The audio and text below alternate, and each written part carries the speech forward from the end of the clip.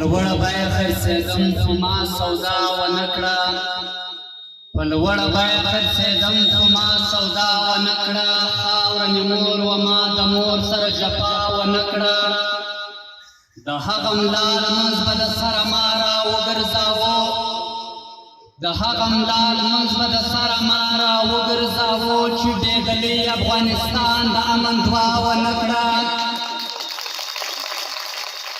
غیرتمند پښتنو وطن دی دلته به پښتانه راځي دا اختیار موږ یو چاته نه ورکوو او ډي سي صاحب په پښتون افغان وطن باندې دا ویاړ تلوسه چې کوم بربریت تېر شوی ده کوم ظلم تېر شوی ده دلته کوم هغه ظلمونه را سره شوي دي وخت د پاڅون دی په پاڅون ته تیار شئ د پاڅون وخت دی د منظور پښتون په مشرۍ کې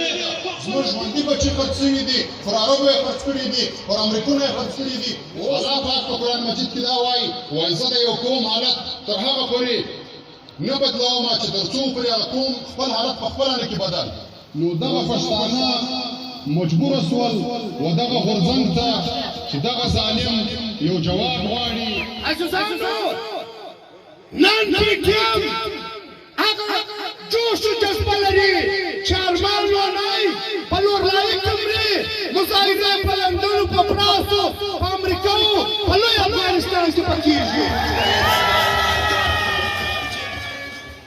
یوه ناره در کوم چې دوی ډېر خام ځینې خوري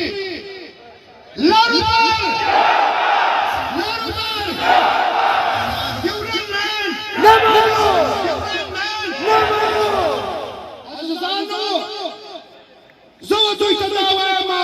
او پښتون خام ته دا وایم